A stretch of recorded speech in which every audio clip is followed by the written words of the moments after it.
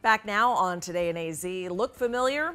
If you were in Arizona in 2014, you probably remember what many call the storm of the century. Fast-moving storms brought insane rain to the valley, flooding streets and creating panic on the roads. Yeah, that was I-10. Jeez. It used to be anyway. It was a big mess that day, just buckets of rain coming down, looking like rivers out there on the roads. The rain and wind pushing cars around and putting hundreds of lives in danger. And even notice once the storm was over, it still took days for the valley really to recover.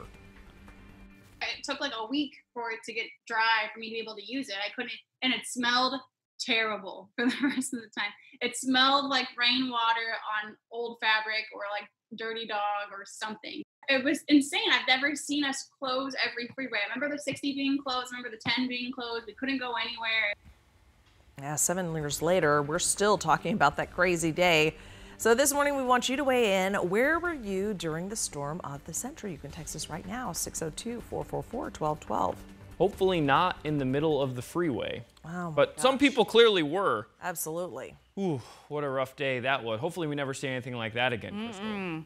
How about this to put this all into perspective? Wouldn't you say this monsoon thus far has been really impressive? I mean, a total of nearly 4 inches of rainfall collected since June 15th. Well, we did just about that in that one storm. Wow. Yes, it was the record rainiest day for Sky Harbor with 3 inches and a third. Incredible amounts of rainfall. And that wasn't even the highest rain total from that event. Check this out. More than 5.5 inches was recorded in Chandler and Tempe on that historic day. We had many rain gauges filling up with more than 4 inches in Mesa, Paradise Valley, Glendale. So Phoenix actually was on the low end with that 3.3 inch total, and that was still wowza. Just an insane day, a lot of rainfall. No wonder it led to so much flooding. What happened here was, first of all, we had a bombshell case of tropical moisture on deck. Then there were these 2 complexes of storms that collided, and that's where sparks flew right over the valley and just like wringing out a super soaked sponge over the valley in a short amount of time in those early morning hours, making for the craziest commute. It was certainly something that we won't be forgetting anytime soon. Today on the monsoon meter, a little something interesting.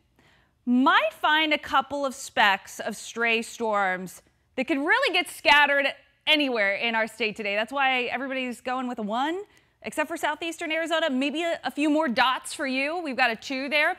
These storms that have been sparking have had spunk. They've been putting out strong gusty winds, kicking up dust, lightning. We could see that play out again today. Even a lot of reports of hail plopping out of those clouds around Bisbee yesterday. Let me show you how things could shake out here in the next 12 to 24 hours. So morning hours, fine. We're looking sunny. And then we'll start to see some sparks starting to pop up here. Notice this one is what gets me. If this were to verify this particular model, this could be a glancing blow, a near miss.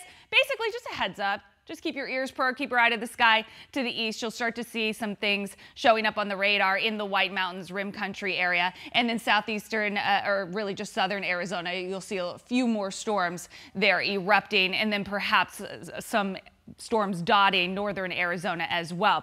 So other than that slight chance, it's mainly dry weather that is the story here and high heat. Tomorrow, we're taking it even closer to 110, which is the record for the date. So we're under an excessive heat warning.